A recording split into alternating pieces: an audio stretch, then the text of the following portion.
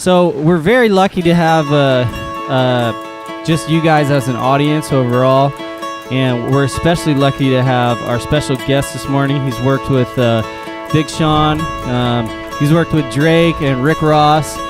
He's a music producer. Have you guys heard of these people? Drake, are you familiar with him? Hilton started from the bottom, and now he's here. You guys got that joke. Irvine got that joke. So I want you guys to make him feel good. Give him a little warm welcome. We're going to talk all about his history and what he's up to, and we're just so stoked to have him. He drove down from LA, woke up at 5:30, dark 30 he woke up at, and then drove down here. All right, give him a warm welcome. Hilton Deuce Wright. So we have to share a microphone. Thanks for driving down. So let's talk a little bit about where you came from. Give us a little bit of background about your story, how you made it out here, and then just tell us about how you started working with Big Sean too, because that was sort of early on. And then give me a little bit of history about how you learned to do what you do. Good morning, everybody. Glad to be here, honored to be here. Appreciate everybody getting out so early, and even the people who are here really early setting up. I know it's a group effort, so I appreciate everybody being here. I'm originally from Detroit, Michigan, Southfield and Farmington Hills to be specific, kind of like suburbs that border the city.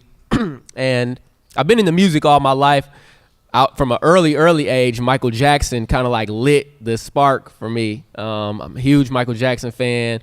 Went to the Bad Tour in '88 when it came to the Palace of Auburn Hills. Got the pictures and the ticket stub to prove it.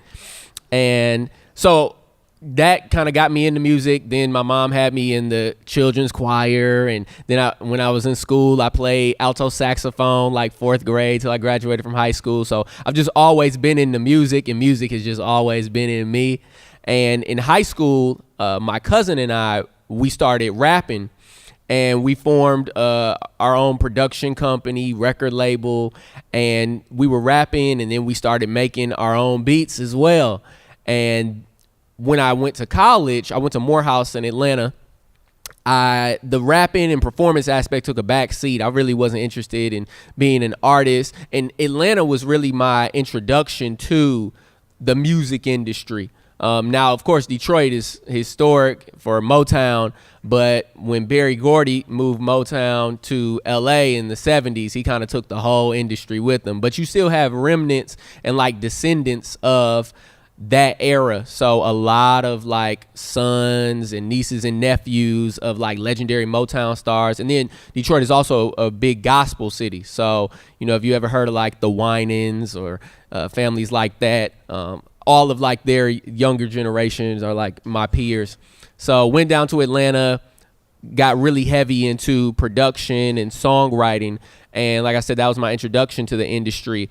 And I started entering these beat battles. It would be like these competitions, almost like boxing matches for like beat makers.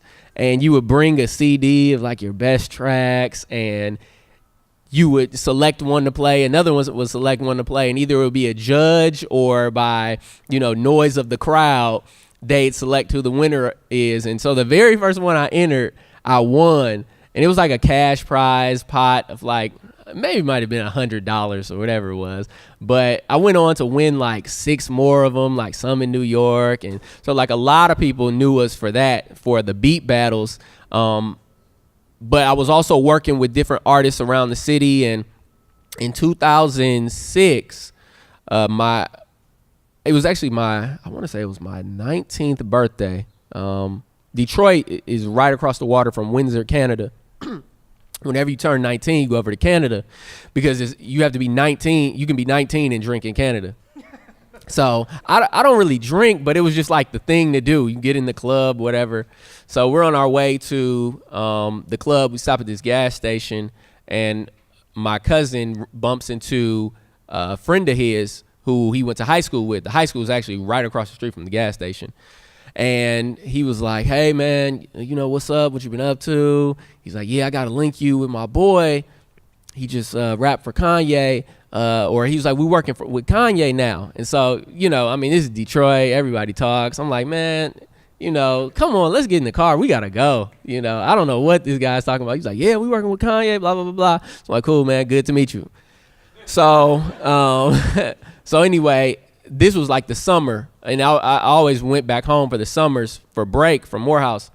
And when I went back to school, my cousin Brian, who, was my production partner, he was like, yeah, remember when we ran into J. John at the gas station? Well, he brought his boy by the house, and I guess he rapped for Kanye at the radio station, and he showed me these pictures he had, and he was wearing the Rockefeller chain with Kanye, and he's talking about like he might want to sign him. So I was like, okay. So we just started working with him, and I mean, Sean had just graduated from high school, and he had literally just, if any of you all have heard his story, he rapped for Kanye at the radio station as he was like leaving from doing an interview, and it didn't happen like overnight. Like Kanye was like, I like you, somebody get his information, and he stayed in contact with them for a while. Well, that in between time between, him getting signed to Good Music was when we met him and we started recording, doing different songs with him. And he would do a song, send it in to Kanye to do it, and Kanye liked what he heard, and was saying, hey, keep working with those producers you're working with, and eventually he signed him to Good Music. And then eventually we did some more songs, and he got signed to Def Jam, and then kind of like the rest is history. So that's what a lot of people know me for, is the involvement I had early on with the career of Big Sean and helping to cultivate his sound. And, it'll always be remembered probably in my career no matter where it goes, because it's just such a cool experience, number one, to work with the artist from the ground up. I mean, literally, he had just graduated from high school. He was nobody. And, to go to see, where he is now. And we don't work as much these days. It's been a while since my cousin and I have worked with Sean. As people's careers grow, it's a number of different factors that get added to the whole situation. But I don't doubt that, we'll probably link back up in the future. But like I said, that enough, helping to cultivate that was, that was enough for me, and it was cool. How small is Big Sean? He looks tiny. No, guess I would just assume it was an ironic name.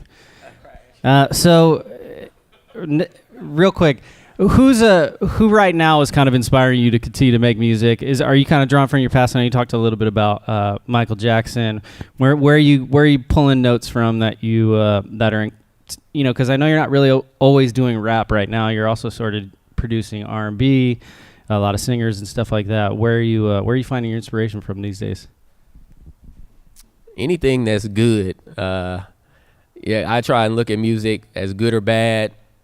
Genres are kind of like icing on the cake, and whether it's like vanilla frosting or chocolate frosting, strawberry. But Spotify has a Billboard Hot 100 playlist, and so it's essentially the Billboard, if you know the Billboard Hot 100, it's the top 100 songs in the country. And so what I love is they have it in playlist form. So I kind of listen to that every week, and that's how I discover, new music that people are really like talking about and that's getting played, enough that it is actually charted.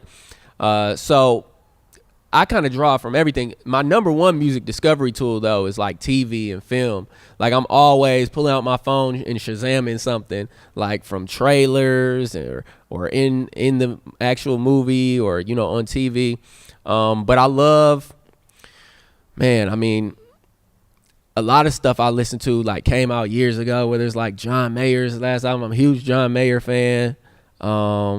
I love Kendrick and what he's doing. I feel like, as far as like rap goes, he's like that guy. I still love Sean. Sean put out a great album last year. I think it's his best one to date.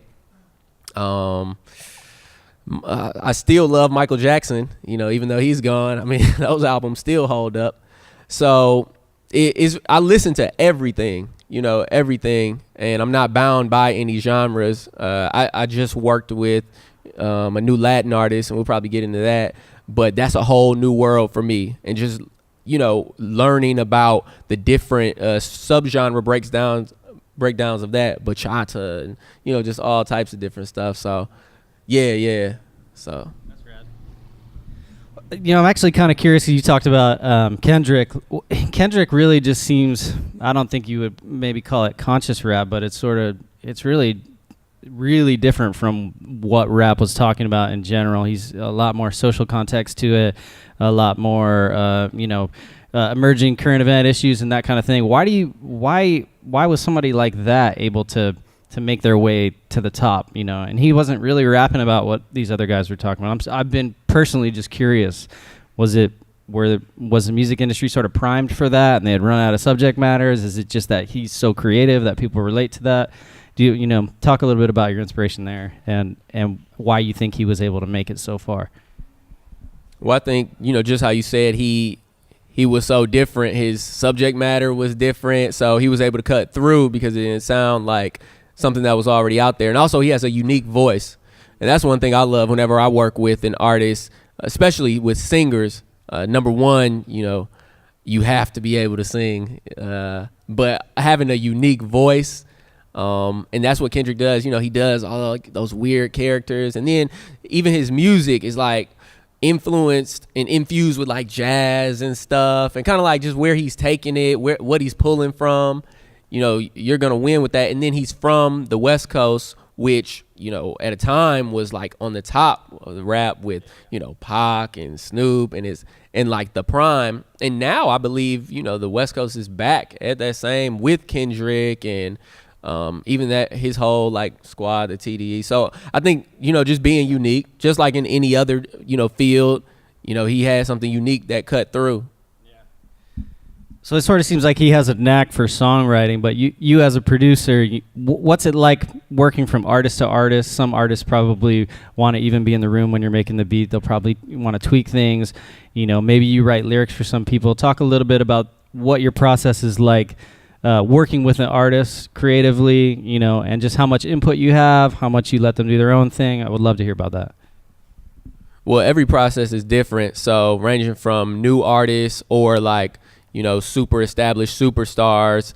Some people you might be in the room with. Some people you might, be on Gmail with. So with me, it usually starts with maybe like a melody, some type of mumbling melody, and maybe like a basic like chord progression. So, my main thing is songwriting and production. So some artists, I'm brought in as like just a producer. Maybe there's already an idea and I'm like, let's take this out, add this, tweak this here. And then sometimes I'm brought in as just like a co-writer to songwrite on something that's already there, and I'm just adding lyric and melody. So it differs. There's like no set way.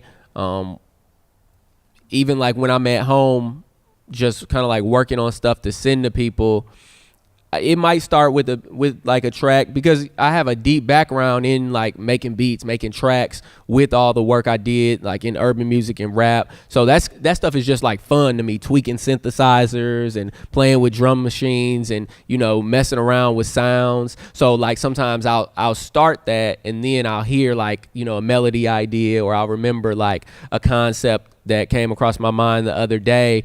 And then it might just sit for, a year or so, but then the right project comes along, you're like, oh man, I think I got something perfect. And, then you just like, connect the dots. Yeah.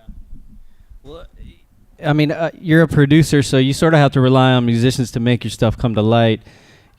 How are you able to get your stuff in front of them and kind of network your way to go, okay, I would love to produce for this person? Or I know you talked about you have a guy in development right now that you're working with. How are you finding yourselves in contact with those people? I mean, by any means necessary. When I was in Atlanta, my hustle was just like, I kept a beat CD. I used to carry around beat CDs in my book bag, in my glove compartment, in each one of my coat jackets, because Atlanta, prior to moving to LA, was like the first city where, you could just run into anybody. At Lenox, I remember Nas came to campus one day with his dad. They were like speaking to a class, and he, had brought the Phantom. It was just sitting outside one of the classrooms. Well, I went, got the CD, gave it to the driver. So, I just always stay prepared. Really, social media has helped a lot within the last, 10 years plus or whatever. But just networking and connecting with people. That's the main thing. You go somewhere and you work with someone who you might not think anything about, and then someone else just happens to be in the hallway. And I'm really good at, following up, making sure I get people's info and give them mine and leave good impressions with people. So yeah, I just really just hustle and network like no other. Well, I mean, that's kind of interesting because there are some producers that are famous. We have Timbaland, who I watched in concert one time. A Timbaland concert is just him going, yeah. Literally, he's playing a track and just being like, yeah. It'll be One Republic or something. You're like, okay, we're just listening together, but you're filling in where you were on the track. You didn't even write that song. So as far as producers are concerned, sometimes they sort of make their way into the mainstream. Do they have a different career trajectory? Do artists who work with them see them more as just collaborators? Are they piggybacking on them because they're kind of famous? I'm curious to know what you think about famous producers and sort of that whole role. And, do you see yourself wanting to be there where your name essentially is, this artist produced by, Deuce is that something you're interested in? And what's it kind of like for those guys? Do you know anybody like that? I've always said I want to be able to go to the grocery store. I'm not like really in it for like the fame. And when you can't like leave the house, because I've seen that happen, not necessarily with producers, but I have, friends who have become famous. Like, I mean, I literally remember like going to like 3 different Old Navies back to back, me and Sean, cause like they had a sale and like we were just trying to, and like he couldn't walk in an Old Navy like by himself today. Like he couldn't walk anywhere. Like, he's at that level. And, even, with Mike Posner, it's a little different. I don't know if like people really know Posner's face, like they know his music. But then another friend of mine, his name, Major Ali, B Major. I know him from like back in high school. He's kind of like the same way. I mean, I literally knew him. We had both graduated from high school, just kind of like producers on the come up. And, he's like Justin Bieber's right hand. And so a lot of people know him off that. And he's done his own artist thing. I remember we were talking one day and he was like, yeah, man, I went to Walmart the other day. And these guys kind of was like, hey, aren't you so-and-so? And, I don't want to have to be like so conscious of my security. But no, I've never really been into the whole I want to be famous thing. Because I love just being behind the scenes, because the truth of the matter is, if you're writing the song that the famous person is singing, you're getting paid just as much as they would. So, to be, have 7-8 figures in the bank and, just still be unassuming, that's what's most important to me. I want the music to be famous, but me, myself, I mean, if I can, get something free because somebody recognized my face, I wouldn't, or a discount because I'm at the Ferrari dealership or something, I'll take that. So let me be grocery store famous. Let me still be able to go to the grocery store by myself. But no, I don't. And I've had opportunities like with reality shows, and I've really had to like think on that. Like, do I want this? Like, is this the best look for me? But that's never like I'm even conscious. Even when they asked me to come here, I was like, yeah, and because I love speaking. I love talking to people, like encouraging and sharing my story. But the purpose is never to, like boost my identity and raise my fame. Like I'm not here for that, because I'm obsessed with getting the music right and being like, one of my favorite songwriters is Max Martin. And anybody know Max Martin? Show of hands. Okay. Yeah. So Max has written literally every song of like the last 20 years. I mean, like every song. And he's I think he's well into his 40s from Sweden. And I mean, from Britney Spears, Baby One More Time, Oops, I Did It Again, Backstreet Boys, I Want It That Way, Katy Perry, Roar, the whole Taylor Swift 1989 album. Yeah, but you know, you'll never see Max like, you know, first of all, it's rare. I've met Max once, but you'll never see him like in public, and you'll never recognize him. I mean, he was on stage at Taylor when they won the Grammy, but see, that's what I want. Like, that's because, I mean, he's so paid, like, it's crazy. But like I said, he'll still go to the grocery store, and you know, but Taylor can't. You know, it's a mob. They have to be strategic about, you know. Well, that's interesting. Well, you talked about Max Martin. I don't actually know who that is. I'm sort of embarrassed right now to be on stage. But he's assuming that you're saying Max Martin. He's from Sweden. He wrote "Hit Me, Baby, One More Time." That's funny to me because it's some dude from Sweden writing "Hit Me, Baby, One More Time." He's writing the lyrics to it, or maybe at least writing the melody. You know, I've designed women's clothing before, and I often wonder, like, do they know it's some sweaty dude? Just like, how do you assume the persona of the person you're writing for? Like, if you're writing for some teeny bopper girl and it's "Hit Me, Baby, One More Time," or I'm designing flowers for some 13-year-old girl while I'm drinking a beer, what's it like for you to assume that position or assume that role? I mean, because there's probably topics. Rick Ross is on a feature on one of your songs. I'm like, that dude's talking about whatever he's talking about, and you're probably just like, I don't relate to this guy. You know, how do you assume his like narrative and his voice? I guess that's my question, is how do you get in there? Well, I love Rick Ross, number one, and I didn't write, you know, any of his lyrics. He, you know, just rapped over a track that we made on Sean's album, and that's how I got a chance to work with a lot of those different people, like even with Drake, because they were featured on songs with Sean. But whenever you just kind of have to put yourself, you know, people always say when you're growing up, you know, put yourself in the other person's shoes. Think about how they felt when you said that. And a lot of times, so I just worked with this new Latin pop star. Her name is Sofia Reyes, and I mentioned her earlier. And she, at the time, she was 17 or 18. And so in the room, the other collaborator I worked with, he was from Germany. You know, I'm from Detroit. She's from Mexico. And then there was one of our other co-writers. She's from the States as well. But you have all these different people, first of all, two males, you know, from different sides of the globe, writing and putting themselves in a teenage girl from Mexico. And the song was, you know, in Spanglish. So like the first part in English. So it's really, the thing that helped was she was in the room with us. And that's what I was going to say. A lot of times I'm with the artist. So if they're trying to convey something, an emotion, you know, I can just convert that into a lyric that rhymes. So that helps. And then other times you just really have to, you know, we live in LA. Everybody here is an actor. It kind of rubs off on you. That's what you're doing. You're just acting over lyrics. So yeah, you just really, you know, do like your mom said. Think about how the other person would feel. And that's kind of like how I get on with it. So you wrote some lyrics like "Hit Me, Baby, One More Time" for this young artist. I mean, I pray to God it's that successful, because I mean, I'll buy a grocery store if that's the case. But yeah, I mean, the song is called, you know, "You Can Look But You Can't Touch," you know. So I mean, "Puedo ver pero no tocar." That's what one of the name of the song is in Spanish. But clearly, a guy would never say that. So, you know, that had to. So yeah.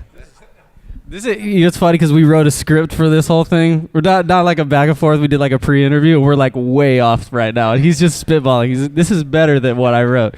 Well, I had some list of questions. It was like, where are you from? Who do you like working with? So I want to talk a little bit about what you're up to right now, because I know you have some things that you'd probably like to plug, or some things that are pretty cool that you were telling me about a little bit earlier, and I would love to hear what you're up to right now. I mean, I know you just talked about the young lady you're working with, but I know you have another artist in development, and then turns out you're doing a lot of licensing for TV and stuff too. So maybe talk a little bit about that. Yeah. So in addition to working with artists, I also license music for ads, and I've worked with like Walmart, Jeep, Corona, Ford, and recently I just licensed music for the TV show Hollywood Divas. So actually tonight, the premiere of the new season 3 on TV One of Hollywood Divas, I did the theme music. So I'm excited about that because, like I said, I've licensed a lot for stuff that's been in commercials. This is the first thing that's actually in a show, and then for it to be the theme of the show.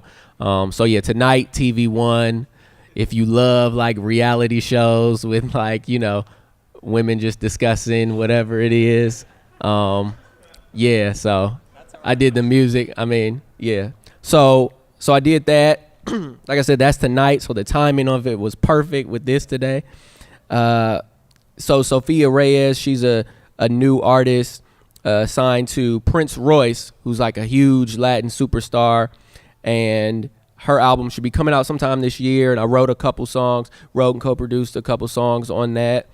And that's another artist where I worked with her from the ground up. And I guess I kind of just have like a knack for those types of things. And I like those the most because the first day I worked with her, she didn't even have a record deal. And they were just kind of thinking like, you know, we think that we can, you know, do something with her. And this is our plan. And we just really appreciate you all. It was a songwriting camp. So a writing camp is where, like, you know, they'll rent a studio or rent a house and put 2-3 writers in like a different room. And then sometimes the artist is there, sometimes they aren't. Well, Sofia was there and she kind of went around to the rooms and would help write with the different teams.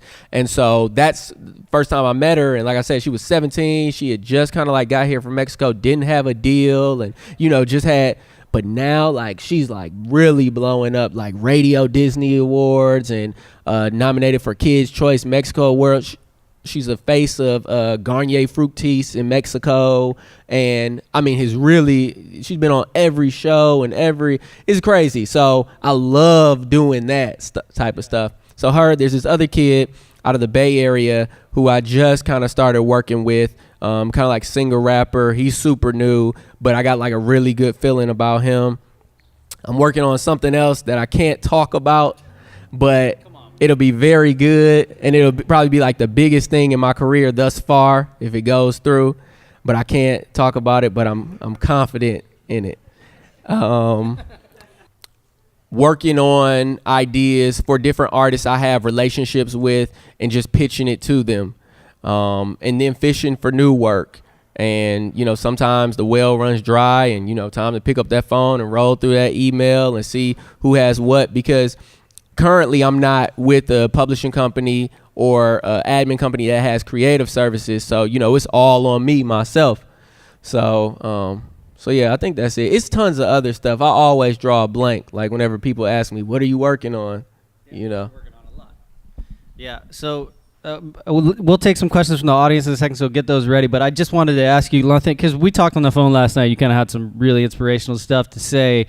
And if you just had, like, you know, a bullet point, a message for, you know, any young kids out there, not necessarily even just in music, just in sort of career advice and encouragement, what do you want to tell them, and how do you want to help them, you know, in their careers?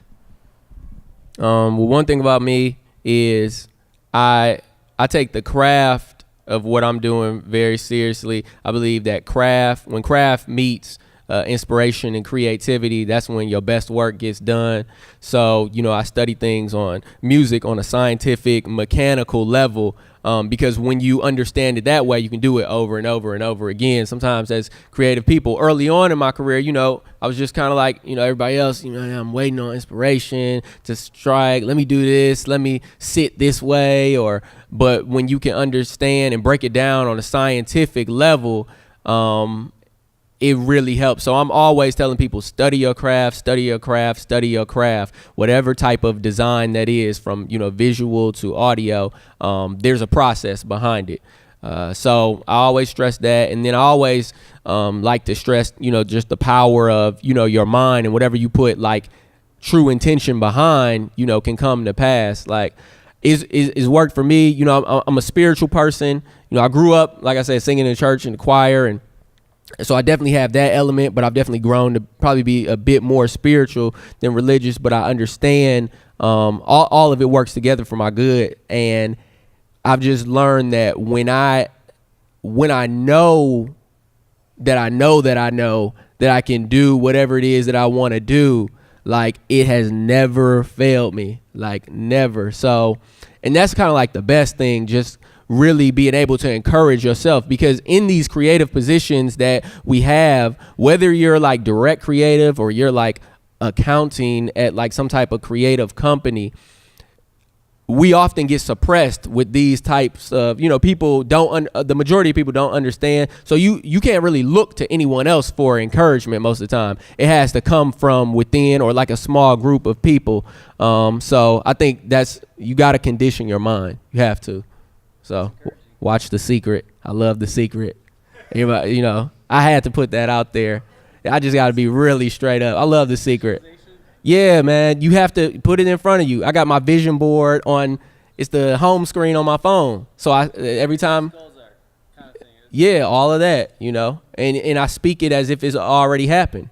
So yeah, some of it, like I said, I don't want it to sound cliche and corny, because I know within the past couple years, like a lot of people have said, like, that it's just become kind of passive. Oh yeah, vision board. But like, I'm trying to make sure that I convey that like with as much as I can. That's like my second passion outside of making music, is probably like encouraging people to, do what they love and know that they can do it. Because so many people are like suppressed by that, and oh, you can't do it, or they're unsure about themselves. Yeah, I don't believe in that at all. Yeah. Dude, man, if you can get rid of fear, then that's a game changer. I would love to take some questions. I think, man, you did a great job. Just give him a round of applause real quick. That was awesome. That was really good. We really only ask these dudes to talk like 3 weeks before they talk. So we just put them up there. They don't know what the audience is going to be. We've only ever talked like a couple times on the phone. Yeah, it's just awesome to have him. So if you guys have any questions for him, we'd love to hear them. Question is, how have artists affected you and your journey as far as subject matter and vision? Okay. I had to repeat it in the microphone for the camera. That's why I grabbed the mic for you. So I've had a lot of people who I've known like early on, before we all had any types of success, who might have gotten to a certain level of success like before me. And when I can use someone else's journey as, an example or a window into, what's in store for me or what I can accomplish, I mean, that really kind of like helps you just get through another day and push through. I have 3 friends from, like my immediate like area in Michigan, like Detroit metro area, who I knew, like who are all like well into, being millionaires, multiple home, like know their moms and went over their houses. Like it is weird, just thinking about the success that like they've had. And like I said, kind of like knowing how, we used to order off the dollar menu at Wendy's. So like when you see that type of stuff, my friend says, if you see your neighbor being blessed, then that means it's on your street. And so that was real churchy, but I couldn't put it any other way. We got anyone else? The question is like, how do you organize your sort of your vision and your schedule for what's important and what's not? Prioritizing, I guess. Still trying to figure it out. I do it week by week. Some stuff, I might get an email and somebody say, hey, can you do this by tomorrow? Can you send this in? And then obviously that'll take priority. But I'm always revising my schedule, maybe like every quarter. Because one month I might think, what, I need to work on this. I wish I could be better at this. And I start focusing on, like, let's say, with songwriting, I might say, I took like a year out, or it was 3 months maybe, It was a year, but I took a year out to like really study like melody and songwriting, because like I believe, that melody is everything. But then, I realized, well, the vocal production process and like recording is like so essential to like the actual record after you get the melody with the great song, and I focus on that. So honestly, man, I'm still trying to figure it out, and I think you have to step back and kind of like look at it again and again just over the course of time. But in terms of, projects, I kind of go with priorities. I tell people I work best with deadlines and references. So if somebody comes to me with a project, I say, well, give me an idea, kind of like what you're going for, if you have some songs out there that fits, and then what's the deadline. If there's no deadline, then, it just kind of like stays on there. I'll get to it when I get to it, watch Netflix. But like, if there's a deadline, then I have something I can work with.